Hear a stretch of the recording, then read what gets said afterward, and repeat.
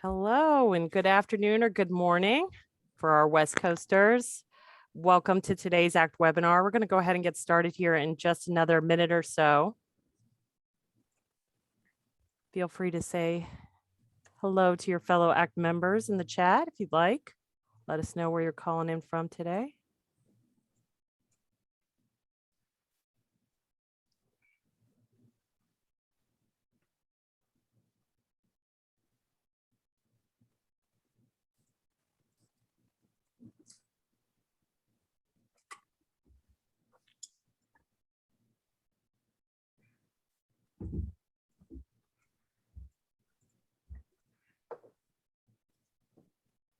Oh God, we're getting everyone from all parts of the country here.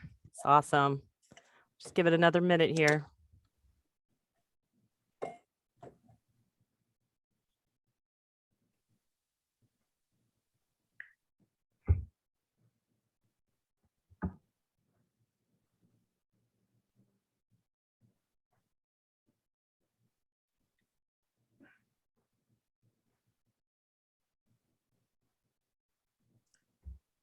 Okay, we got a good group here we can go ahead and start with. I know there's going to be a ton of people here logging in right now, but again, good afternoon or good morning again to all my West Coasters out there.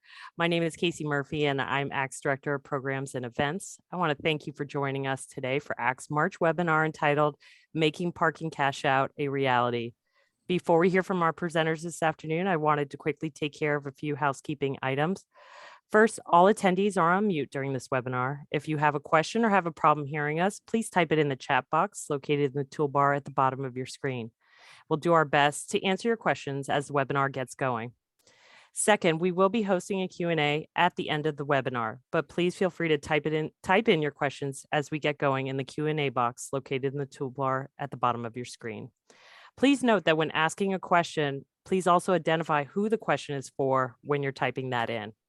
Finally, this session is being recorded and we'll have the recording up on the ACT website within 24 hours after the presentation ends. Now I'd like to pass things over to David Strauss, ACT's Executive Director, to give an update on what ACT currently has going on. David? Thank you, Casey. Good afternoon to all of you. As the premier association for transportation demand management, ACT's goal is to build a strong community of professionals and organizations working to advance and implement TDM, their work sites, and within their communities. Webinars like today's are an important benefit to you as a member of ACT, providing you with valuable information on the latest trends and important knowledge to make you more impactful in the work that you do. As we all know all too well, free and abundant parking is the greatest challenge we face in our efforts to influence behavior change. Even if a community has robust public transit, these parking first strategies are significant barriers to mode shift. So today's webinar will spotlight the newly passed parking cash out law in Washington, D.C. and present how this new program aims to influence mode shift and behavior change by placing a tangible value on parking and empowering people to decide how they want to use that value in their decision-making process for their commute. We'll also hear from RIPTA regarding the similar initiative to incentivize employees to switch to transit. As more employers begin planning their return to in-person work, we as TDM professionals must look at strategies like parking cash out to address what is looking to be a significant rise in drive alone commuting. I hope that you will take back what you hear today and look for opportunities to integrate some of these strategies within your own work. To the individuals that are joining us that are not yet ACT members, I welcome you and invite you to become a member of the ACT community. I guarantee that ACT membership will be a valued investment in your professional growth. After today's event, you'll receive a note from Elizabeth Denton, our membership experience manager, offering an opportunity to connect and learn more about ACT, and I hope you'll take her up on that offer. I just want to share a couple quick updates on news from ACT. Earlier this week, we opened up registration for ACT's 36th Annual International Conference that's scheduled for July 31st to August 3rd in Chicago. This year's conference will feature over 30 breakout sessions, workshops, tours, keynote addresses, exhibit hall, and plenty of networking opportunities. We may even throw in some deep dish pizza as well. In the coming days, we'll be releasing the first set of breakout sessions, which will include a wide range of TDM topics. As well, nominations are currently open for the ACT National Awards that will recognize impactful programs, organizations, and leaders within the industry during the awards ceremony that takes place on the final day of the conference. ACT is currently offering an extra special early bird rate, providing a $200 discount over the standard conference registration rate. This rate is open through March 25th. So it's only open for a few weeks. So I encourage you to act quickly and take advantage of that price reduction. We also have registration open for the Future of Commuting Summit, scheduled to be held in person April 26th and 27th in Pittsburgh. This unique event features a day and a half of programming and interactive sessions that put all attendees into the conversation about what the future may hold for commuters and TDM. If you have thoughts about what this future may be, I encourage you to register and join us in person in Pittsburgh. Lastly, tomorrow is Employee Appreciation Day. So I want to give a big shout out to Casey Murphy and Elizabeth Denton for all the amazing work that they do here at ACT. They make all of our events and activities possible, and I appreciate them very much, as I know all of you do. Now it's on to today's webinar, Making Parking Cash Out a Reality. It's my pleasure to introduce our speakers. We will be joined by Cheryl Court, who serves as the Policy Director at the Coalition for Smarter Growth, where she leads research, policy development, and implementation in areas of transportation, land use, housing, and equitable development. In her tenure at CSG, Cheryl has led major policy successes to build a more inclusive and sustainable city and region, including establishing and strengthening a DC inclusionary zoning program, winning adoption of urban street design standards for Prince George's County, and reforming the district's zoning regulations. Most recently, she helped win the parking cash out law, which brings parity between employee parking and sustainable commute benefits in DC. Cheryl holds a master's degree in sustainable development and conservation biology from the University of Maryland at College Park, and a bachelor's from the University of California at Berkeley. We'll also be joined by Peter Michaud, who is the transportation advisor at RIPTA, the Rhode Island Public Transit Authority. Since 2002, Peter has been instrumental in improving commuter resource Rhode Island transit initiatives, in particular, university and employer transit benefit programs. He continues to work on all aspects of intermodal transportation, including transit, carpool, vanpool, and train. Peter's main focus is promoting and educating the public through consistent outreach efforts. Peter has over 20 years experience in public transportation field and holds a bachelor's degree from the University of Massachusetts. And to kick us off, we have Alan Greenberg, Senior Policy Analyst from Federal Highway Administration. Alan has analyzed and advocated for sustainable U.S. transportation policy from both inside and outside of government for over 25 years. As a senior policy analyst at Federal Highway, Alan cultivates, develops, and manages transportation demand and pricing pilot initiatives and research, including projects related to parking, cruising, pricing, management, and policy. Alan holds a master's in urban and regional planning and a BS in public policy and management. Alan, I turn it over to you, and thank you for your return visit to an ACT webinar. Thank you very much, David, and also thank you, Casey. I'm thrilled to be part of this webinar, and really ACT, it's been a great organization for years and years and years, understanding the impact of engaging commuters and employers in their transportation and trying to create a better climate for all of us. So I'm honored to be here.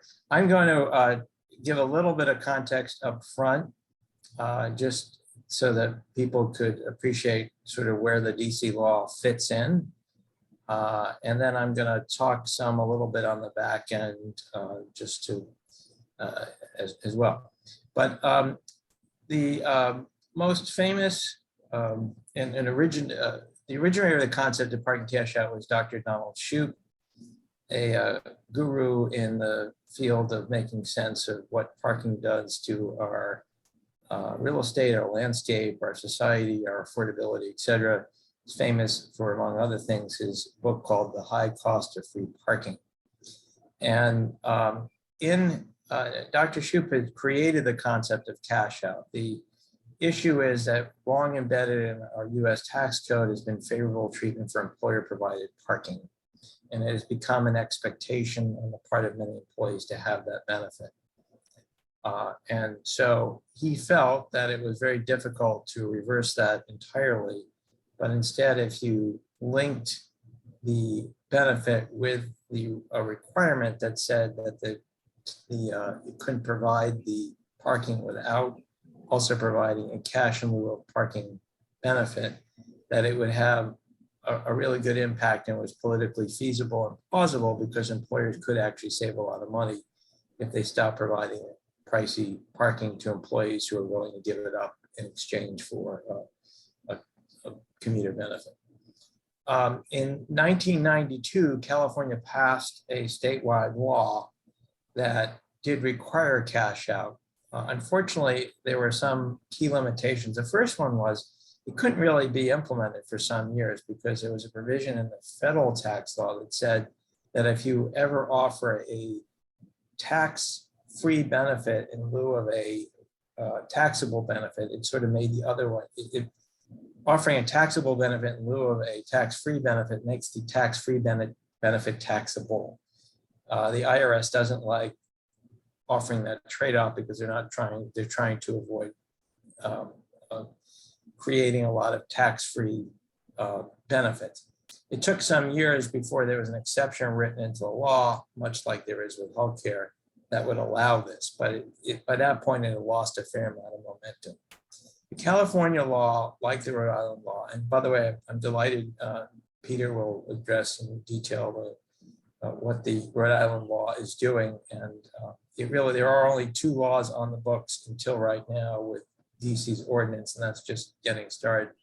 So if you want sort of real life experience, you talk to either someone in California, like Colleen Stroll from who's implementing it in Santa Monica in particular, or Peter in Rhode Island.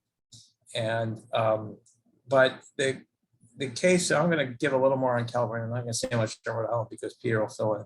But California, basically, the law is if it's a non-attainment area and you're an employer with 50 or more employees, and you have a discrete cost as an employer in providing the parking, you have to offer parking cash out.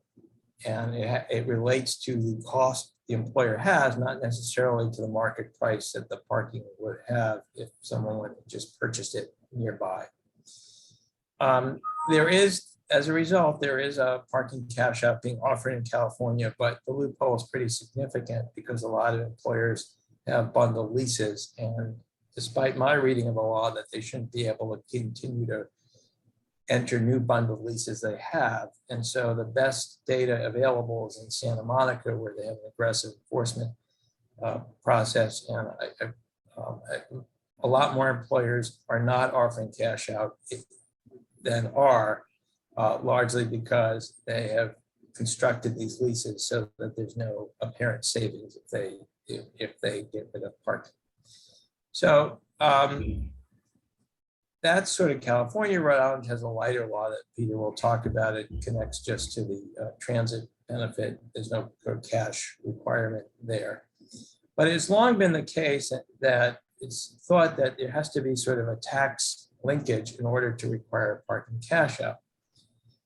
And what DC said was, no, we have other policy mechanisms to enforce other rules, and Cheryl will speak at quite a lot of length about everything that is in and was argued in DC. But city politics is such that a lot of cities have a real reason and benefit and the politics to support creating an ordinance, but DC is really the first one to do this. I'm gonna, so that's the context. I'm gonna move it over to Peter, and then after Peter and Cheryl talk, I may have a few remarks kind of linking where Rhode Island falls within the realm of what's out there and what DC does and doesn't do. And so forth. One thing that DC does very uniquely, I'll point out, is that it's the first law that actually ties the benefit to the market value of the parking. So they don't care in Washington how much an employer pays or doesn't pay or claims to pay or claims not to pay. If the parking is worth something in the marketplace, that's a required cash out value, and cash out needs to be offered. So I appreciate being here. I look forward to participating again at the end, and I'll pass it off to Peter. Thank you, Alan. My name is Peter Michaud. I'm here from the Rhode Island Public Transit Authority. I'd like to thank Casey and David for having me here today, and also thank Alan for talking about Rhode Island and California in the same sentence. We don't often hear about one of the biggest states and one of the smallest ones, but that was very nice. So thank you. So I'm here with the Commuter Resource Program. Casey, so what is the Commuter Resource Program? So Commuter Resource is a branch of RIPTA dedicated to helping companies, colleges, universities, and individuals use public transportation and other alternative transportation to reduce single occupancy vehicle use in the state. Commuter Resource has worked hard to develop programs to get corporations, businesses, college and universities into partnering with us to offer low-cost transit options that in turn help us meet our goals. And what are our goals? To improve air quality by reducing single occupancy vehicles in the state, reduce our dependency on fossil fuels, and reduce traffic congestion. Also, to give transportation options to those individuals who don't have access to a vehicle for commuting to work or to school. Casey? So some of the programs that Commuter Resource has developed over the years are, one was the UPass program. So the University Pass program, we worked with colleges and universities to have them subsidize transit for their students. So every degree granting college or university in the state offers a program where students get to ride. It's not free to them. I mean, it's free to them, but not to the university. They do pay. And it works so well that the universities now, most of them offer it to their faculty, students, and staff. We also do carpool matching. We have a carpool matching rewards program with Agile Mile, where we match carpools in the state. We also have van pooling. We subsidize van pool program with Enterprise Commute. We have also started a program where we do travel training for seniors and for middle schools who are interested in having their students learn about transportation in the state. And we work with the Bike to Work program and the bike community in the state as well. And if you're wondering where all this is going with the parking cash out, this is where it's going. So we also have a Wave to Work program. You can just skip that one, Casey. Formerly known as the EcoPass program. The EcoPass was designed for businesses to subsidize transit for their employees. It's much like the University Pass program, where the colleges are subsidizing for their students. So we had this program in place, and we were having quite a hard time actually infiltrating businesses to have them actually subsidize the programs. And this is where the parking cash out came into play. So in Rhode Island, parking cash out is defined by state law 37-5-7.1.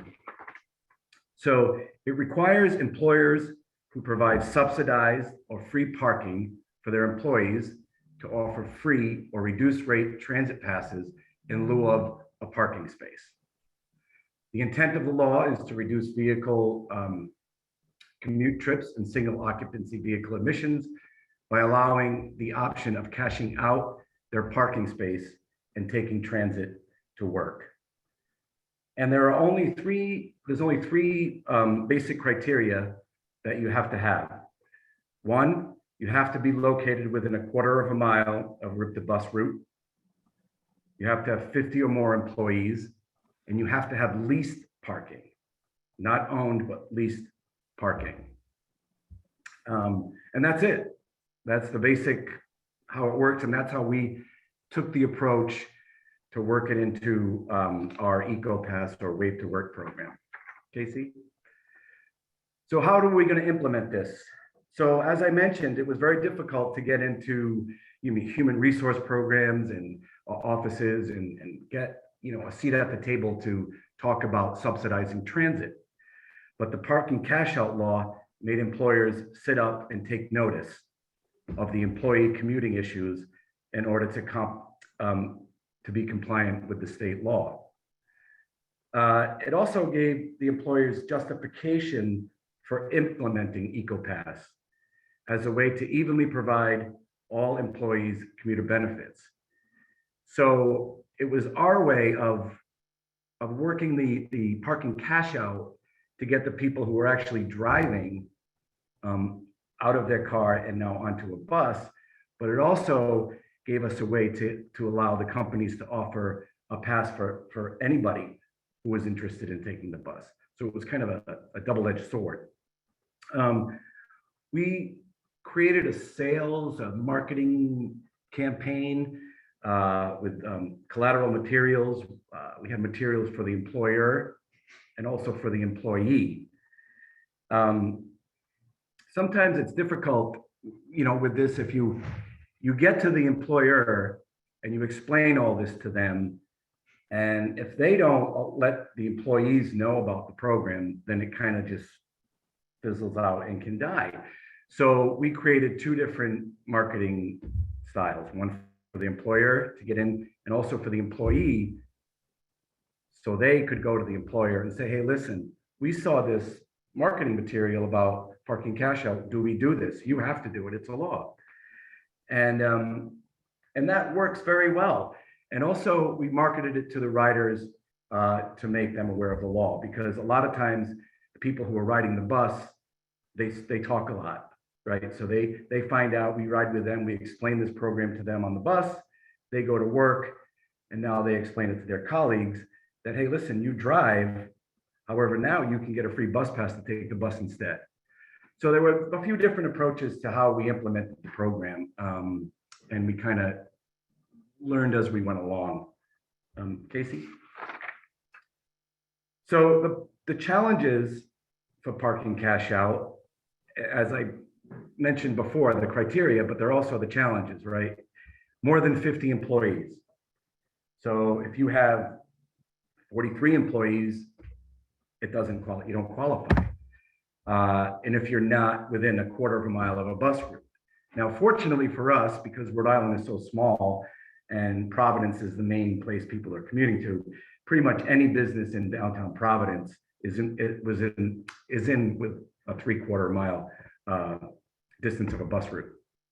And you cannot own your own parking, right? So if you have a business and there's a large business and they have a building and they have parking in that building, that doesn't qualify because they're not leasing they're not leasing those spaces, right? They own them, so that doesn't qualify. And like I mentioned before, the willingness to promote the program within. Transportation can be a hot button topic sometimes for people and everybody's gung ho. And then when it's not such a hot button topic, it kind of can go to the wayside. So it was difficult to get to the right people to promote the program from within. And those are some of the challenges we faced. But we did have some success, and some of our larger companies that we had success with were Blue Cross and Blue Shield of Rhode Island, Hasbro, the toy company. I'm sure everybody's heard of Monopoly, Textron, Hinckley Allen, Edwards and Angels, which are law firms. And I bet you can guess what companies approached us first when the parking cash out law came on the books, right? The large law firms did. So those are a couple who did. Citizens Bank, And the thing about Citizens Bank is that they were downtown in Providence for years, and we had programs with them, and they moved out of the city to somewhere far away from the city, built a massive campus with, guess what? A huge parking garage, which they owned. So parking cash out no longer works for them. So that was a loss for the city and for us as well. And also for the city of Providence. The city of Providence is also part of the program. It was nice to get them on board because they spread the word to other companies and gave it more legs than it already did have instead. So basically we use the parking cash out as a tool in our overall program to get people out of their single occupancy vehicles and onto a bus. And that's how we use it.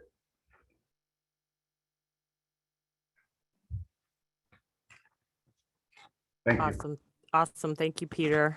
Okay, we're going to go ahead and turn things over to Cheryl now, Cheryl Court. Cheryl, go ahead and take it away here. I think I stopped that share for you. Great, thank you. Let's see. Okay, can you hear me? Yep. Okay. Well, thanks for having me. My name is Cheryl Court.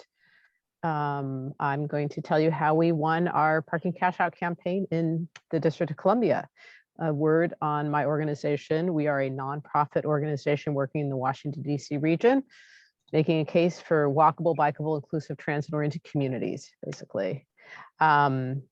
We knew that we were hoping to work on parking cash out, and we were able to kind of pull together the wherewithal to do it. We know that it's important because a lot of DC workers received parking benefits, and we know that free parking dramatically affects mode choice. If you look at these this pie chart on the red, all that red is drive alone. 73% of DC residents who are offered free parking at their workplaces are likely to drive. And if they are not offered free parking, those folks are going to be riding the bus or metro or walking or bicycling, basically, and only 23% are going to be opting to drive alone. So it makes a huge impact. What is parking cash out? Conceptually, parking cash out is an employer commute benefit that converts the value of a parking space that's being subsidized by the employer into a cash benefit for the employee. So I think we're all pretty familiar with that. DC, I just have to say, contextually, DC is actually particularly ripe for doing parking cash out. We are a city state really, with no votes in Congress. So that makes our enabling, the city it's both a district and a state government basically rolled up in one. We have the largest walk and bike to work rate in the country at 18%. We have a robust transit system with very robust ridership. And we passed a pre-tax benefits law in 2013, which I'll talk about a little bit more. And in our long-range transportation plan, we actually we have an adopted policy that we should do parking cash out.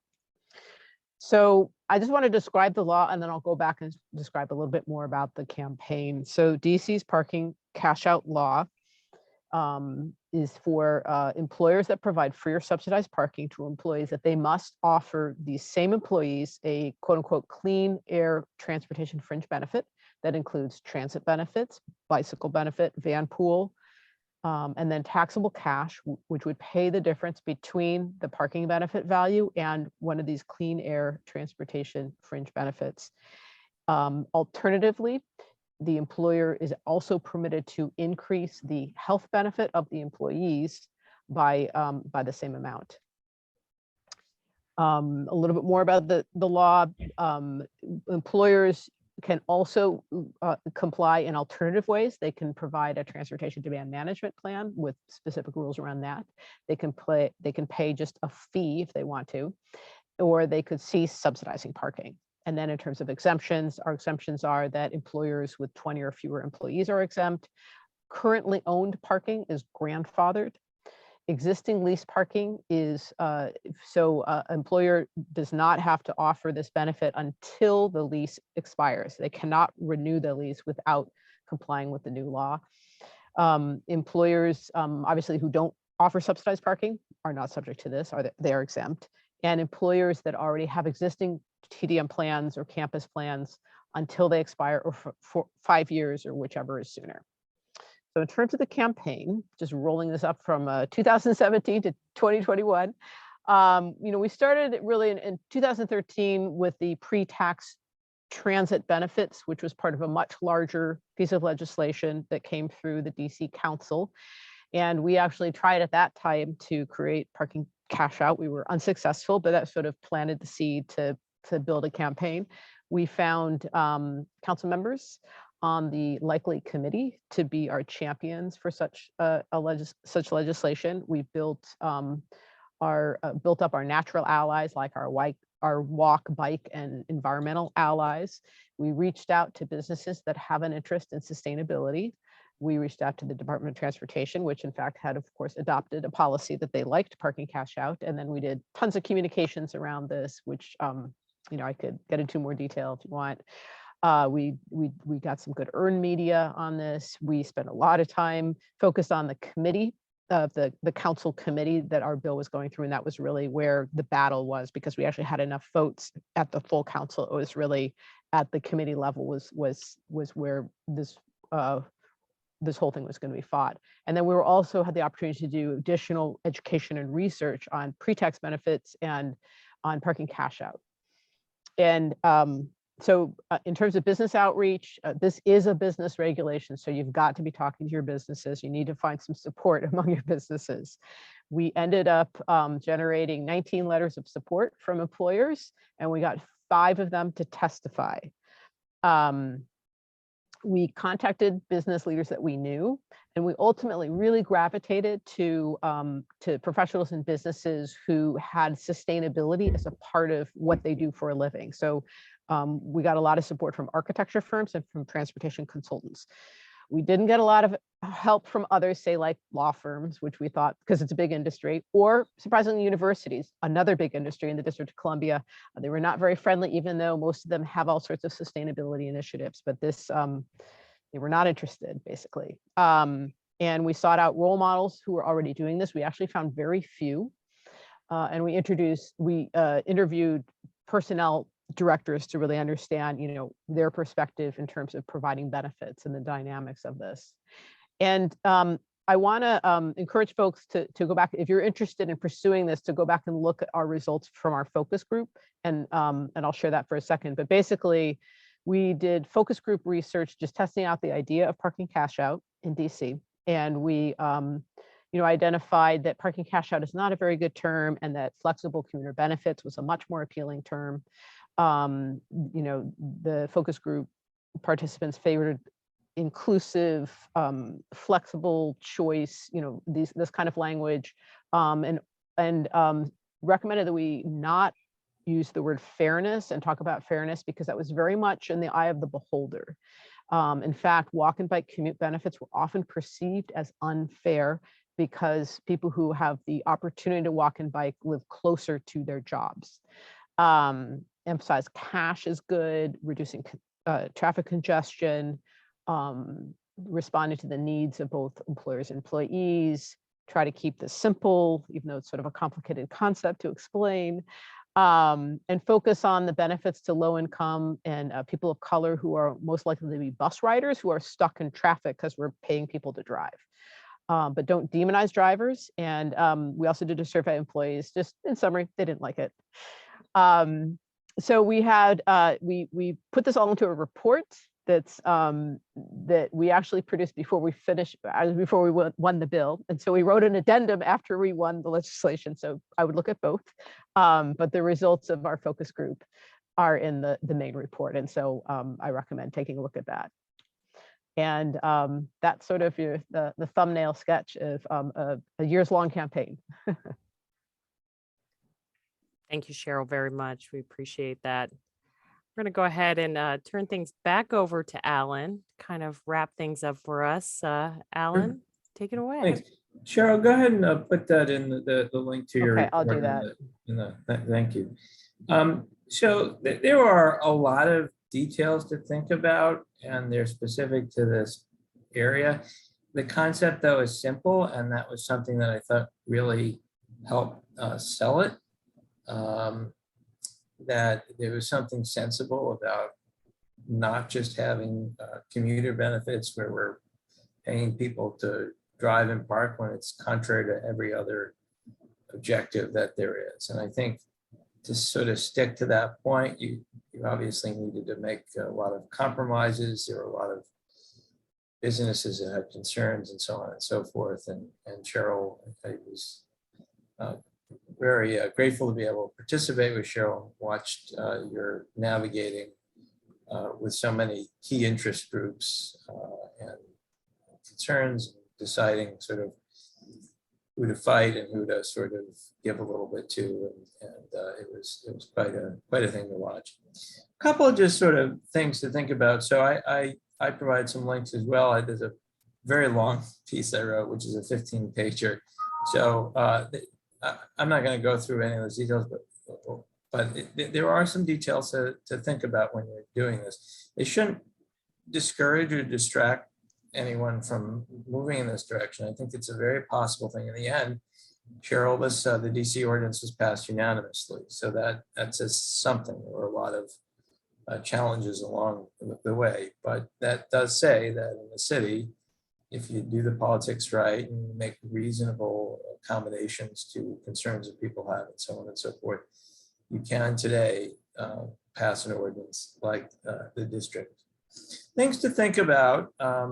And there are 3 types of parking. So there's a direct reimbursed parking, there's leased parking, and there's owned parking. You have to sort of deal with them individually. Generally speaking, it's thought that the reimbursed parking is the easiest one to deal with because that's cash coming from the employer that they could stop providing or provide to the same employee for a cash out benefit instead of directly to the employee's parking provider. Leased parking, I think, collectively landed on a very good compromise in DC, which is you can recover the cost when the lease is up. So that's a good time to sort of trigger the requirement. Owned parking was very challenging. Thrilled that we at least got something, which is that if the owned parking is sold, it's no longer an excuse to not have to offer cash out. So that's a big deal. We would have liked some forced date on that. Owned parking in some ways is really the one that employers control the most. They own it, they could sublet it, they could use it for another purpose. There's lots of options you have with that parking. And so we think that there was too much kind of conservatism in how that was thought about, but compromises that had to be made were made to get the law passed, and that's really thrilling. The DC's case, and Cheryl did allude to this, is the fact that DC and a number of other cities are having pre-tax ordinances. What that means is that the employers have to make a accommodation in the payroll so that employees that want to pay their own costs for transit can do that pre-tax, because that's allowable on a tax-free basis if it's accommodated through the payroll, very much like healthcare. And it's not very difficult to do, but in the case of DC, and there's a number of other cities that have that, there's a whole sort of mechanism already in place and reporting and so on and so forth. So that was something that was helpful. And I would say even in cities that are looking at a cash out ordinance that don't have that structure in place may want to do both at the same time. There's no reason not to accommodate employees who want to save the tax burden. And employers save that money too, by the way, because they don't have to pay payroll tax on pre-tax money used for employees to use transit. The district, there are some places that have this TDM planning. Washington State has a whole apparatus around TDM planning, for example. The district does have some as well. There's a history of doing some related to campuses and large employers. And there's a competent staff on the part of the DC Department of Transportation to help with that. One of the things that made that particular mechanism attractive as an alternative in DC was not only were they competent in sort of making sure these plans would work, but DC has a very stringent SOV commute goal of only 25%. So the theory, that's not considered a loss if an employer can actually meet that goal. We thought that we don't really care how they do it. They're not going to give a lot of parking away and not reward other transportation and meet that goal. It just won't happen. But there were some employers who felt, hey, we've been participating in this process. We want to sort of keep that mechanism going. Universities in particular had some, and hospitals had some complicated parking arrangements. Some of them were actually fairly decent. They were just complex and they didn't want to sort of have to deal with an ordinance. And so we said, well, if you meet the numbers, all good. And that's part of the DC law. There is one little loophole in the law, but it seems worse than it is. And it was really a drafting error. It was more than anything. Cheryl alluded to this. The clean air transportation benefit, those are the tax-free modes. That's the transit and the van pools and the some bike benefit. So very technically, if somebody's walking to work full-time, the trigger for getting the cash is taking some money from a cash-free, tax-free mode, or at least planning to do that. That's kind of a requirement. Now, it's not that big a deal because an employer and employee in most cases says, look, I want to take the bus once a month. I'm normally biking to work, but I want to take the bus once a month. That would trigger the requirement. But a better way to have written that would have been to use the declining of the parking benefit rather than the acceptance of the so-called clean air fringe benefit to trigger the cash out part. It's not that big a deal, but it's a little clunky and that's what it is. DC's law, the regulations, Cheryl, they just came through in December. So we don't have a bunch of implementation experiences. I know that we talk a lot with, there's a Go DC Go campaign that's been hosting various webinars and that kind of thing to facilitate with implementation and educating employers and employees principally, but also employees about the new law and the resources that the district government is making available to help with compliance. So I guess that's my concluding remarks. I think there's some, Casey, I'll maybe throw it back to you or if anyone else has anything to say. No, I appreciate it. Thank you all. There's actually a ton of questions here, so we'll try to get through as many as we can. And I know some have put some stuff in the chat and some in the Q&A. I'm going to try to mainly go through the Q&A. I'm sorry, what, Cheryl? No, I need to read the Q&A. Well, Cheryl, you kind of answered it in the chat a little bit, but there have been a lot of questions about why the universities didn't get involved. And I don't know, I know you kind of answered that. They did get involved. Well, yeah, if you could kind of go into a little bit more of that, in case someone did not see your answer in the chat there, because it looks like there were a few questions on why universities were on the fence, or was it because of cost or, things like that. If you could just explain that a little bit more, I think that would be wonderful. We just found, I thought that one university probably is doing all market rate pricing for parking because it's the most urban campus. But we found, and even other urban campuses were skeptical and they spent plenty of time lobbying on their own behalf to not be regulated, basically. I mean, I think, universities are employers and they don't want to be regulated. They don't want to tell what to do. They think what they're doing is great. So they just, the appeal to sustainability just didn't matter to them. Or sometimes one of them tried to demonstrate that they were doing, sort of good pricing for parking, but in fact, they gave a discount for employees, which by definition is a subsidy if you're not charging whoever uses that space the same amount of money. So they just were not interested. They were just like other employers who were not interested in rethinking how they do things.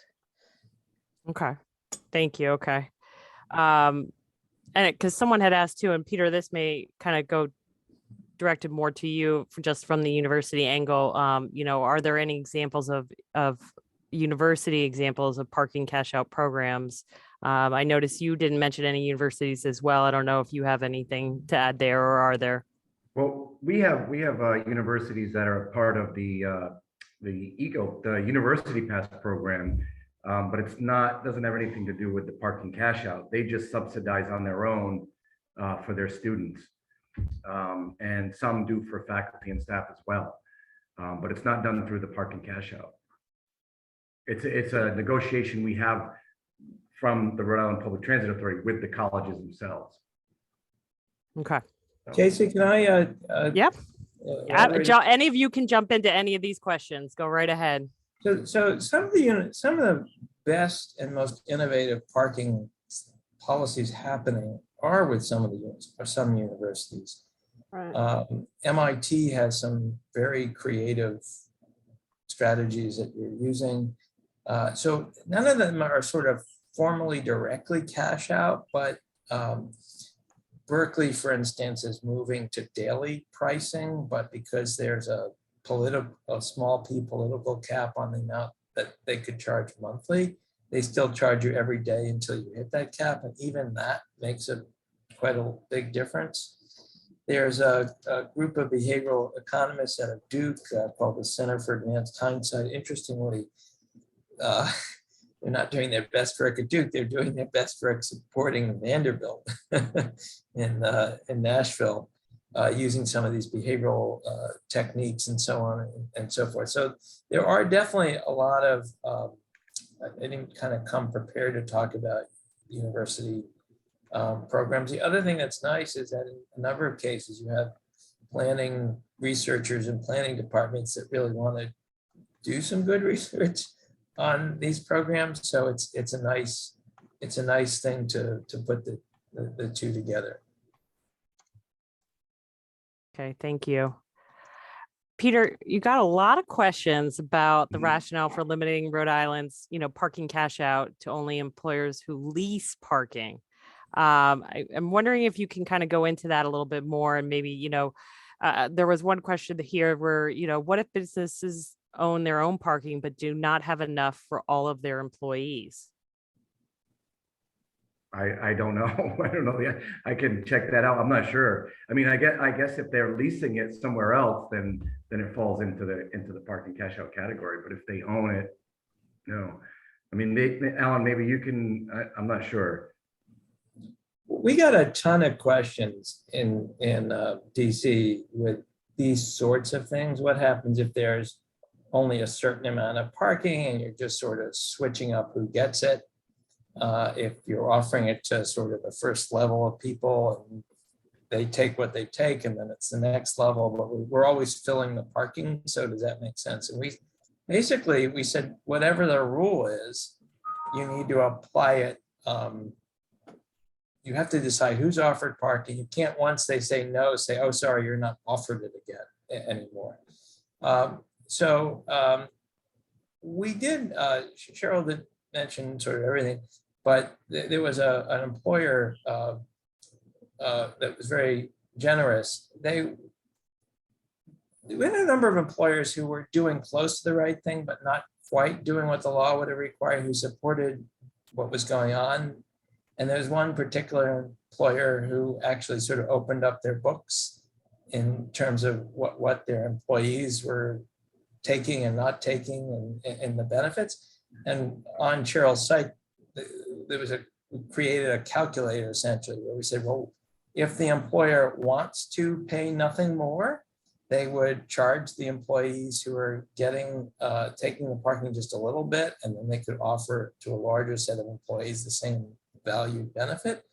If the employer doesn't want to reduce any benefits at all for anybody, here's what that would cost. So the employer, and this was a big deal in DC, the employer always has control, and they always have control. They have control to change what they're offering. So if the law is such that it's going to cost you money just based on how you set things up and you don't want to pay that money, you could change what you do. And we hope that employers do.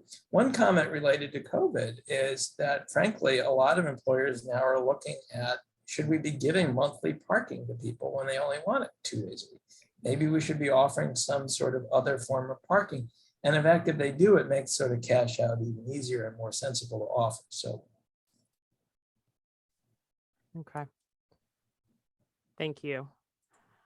Going back to all of that a little bit more here, and Peter, maybe you can answer this question as well. Is do leases with bundled parking act as a loophole in Rhode Island? Has there been any measurable results in terms of employees switching from drive alone and parking to transit? I'm sorry, say that again? Do leases with bundled parking act as a loophole in Rhode Island? It's a two-part question. And then has there been any measurable results in terms of employees switching from drive alone and drive alone and parking as opposed to taking transit? Right. Well, that's the problem that we have with sort of quantifying with the EcoPass is that they sign up for this to get around the law and offer the transit to people who could be leasing or who just could be taking the bus anyway. So we're not really sure exactly who's using the program to take the bus, whether they're just using it on their own or whether they're actually parking cash out. We don't know that. Okay. Cheryl, oh wait, I see you're typing in here something. I don't know if you were answering to the question I was gonna. No, go ahead. Go ahead. Was to now I just lost it. I don't know. For Lisa from Lisa K there. How do you police compliance? Well, that would be a question for DDOT. There are civil fines associated with this, but DDOT, as you can imagine, is very eager to set up a program that educates employers and makes it very easy for them to comply. So I'm sure that's what they're Okay. first doing. There is a reporting requirement, however, Excellent. that we wrestled with the lobbyists over to make it simpler.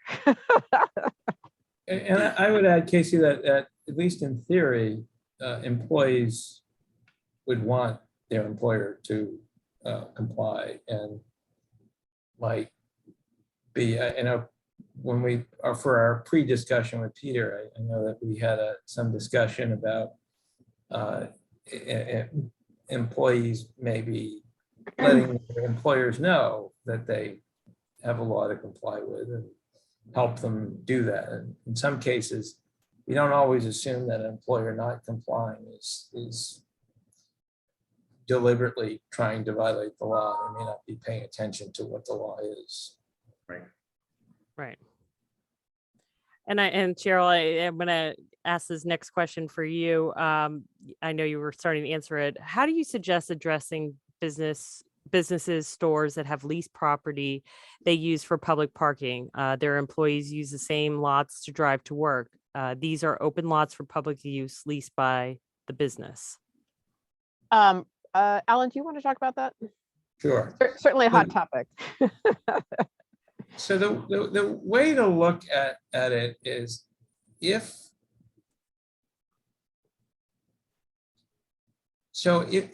parking is unregulated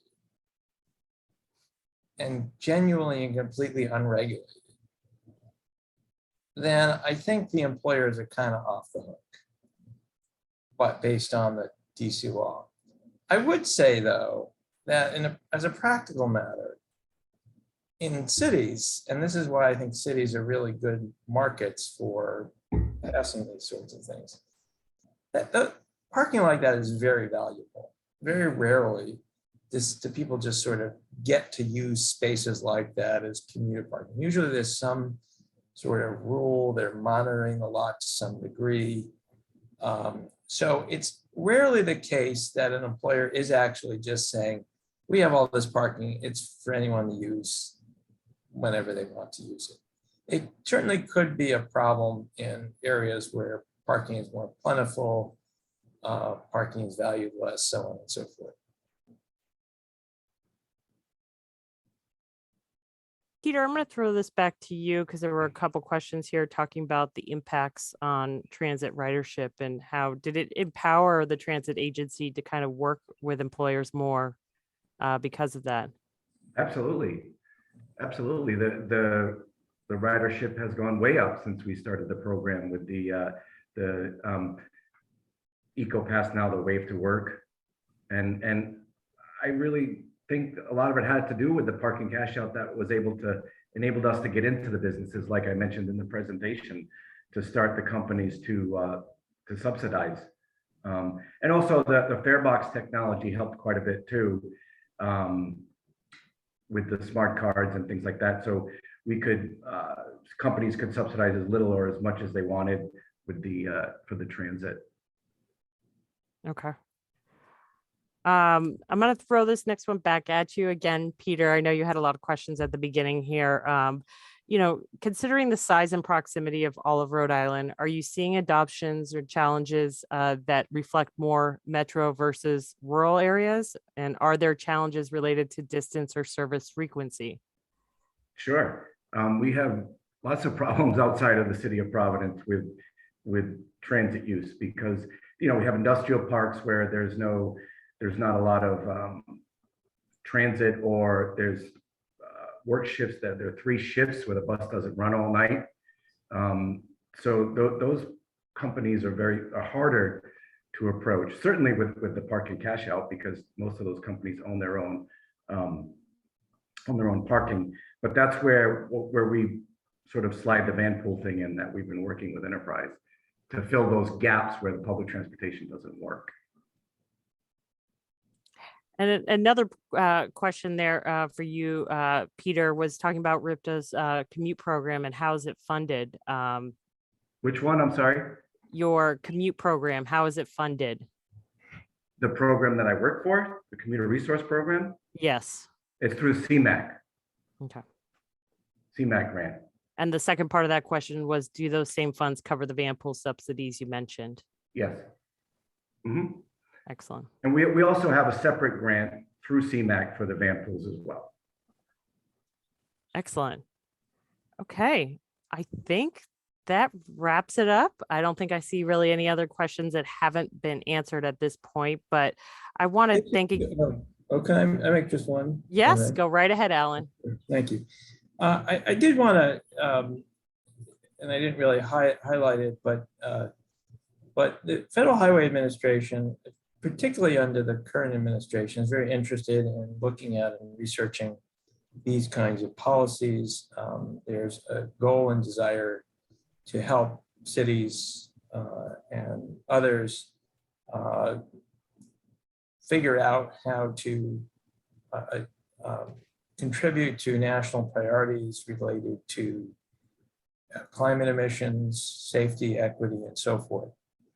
And so we had begun some research under the previous administration that was ultimately viewed disfavorably, and it was sort of not continued, but we are in earnest looking at a whole range of different scenarios related to commuter benefits.